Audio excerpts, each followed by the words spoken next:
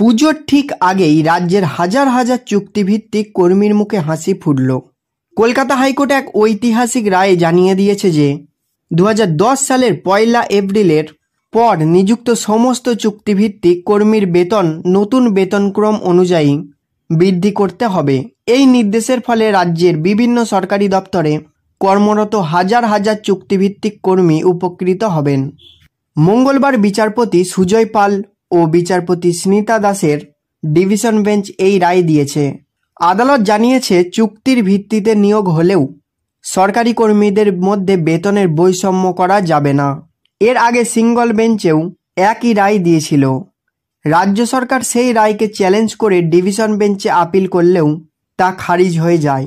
2011 সালে রাজ্য সরকার একটি বিজ্ঞপ্তি জারি করে জানিয়েছিল যে যেসব চুক্তিভিত্তিক কর্মী চাকরিতে 10 বছর পূর্ণ করবেন তাদের বেতন বৃদ্ধি করা হবে।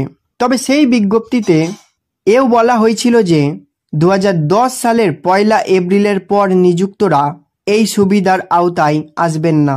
এরপর 2016 এবং 2019 সালে রাজ্য সরকার আরও দুটি বিজ্ঞপ্তি জারি করে জানায় যে 5, 10 এবং 15 বছরের চাকরির অভিজ্ঞতার ভিত্তিতে কর্মীদের বেতন বৃদ্ধি করা হবে।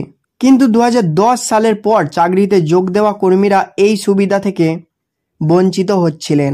তারা দাবি করেন যে তাঁরাও 5 থেকে 10 বছর চাকরি করেছেন, তাই নতুন নিয়ম অনুযায়ী তাদেরও বেতন বাড়ানো হোক। এই দাবি নিয়েই তাঁরা আদালতের দ্বারস্থ হন। আদালত তার পর্যবেক্ষণে জানিয়েছে যে রাজ্য সরকারের 2011 সালের শর্ত এক্ষেত্রে কার্যকরী হবে না। দীর্ঘ শুনানির পর ডিভিশন বেঞ্চ রাজ্যের আবেদন খারিজ করে দেয় এবং সমস্ত চুক্তিভিত্তিক কর্মীকে নতুন বেতনক্রমের আওতায় আনার নির্দেশ দেয়। হাইকোর্টের এই রায়ে স্বাভাবিকভাবেই খুশি রাজ্যের চুক্তিভিত্তিক কর্মীরা। তারা দীর্ঘদিন ধরে এই বেতন বৃদ্ধির জন্য লড়াই করছিলেন। পুজোর আগে এই রায় আসায় তাদের মধ্যে খুশির হাওয়া। এই রায়ের ফলে রাজ্যের হাজার হাজার চুক্তিভিত্তিক কর্মী আর্থিক দিক থেকে অনেকটাই উপকৃত হবেন বলে আশা করা হচ্ছে।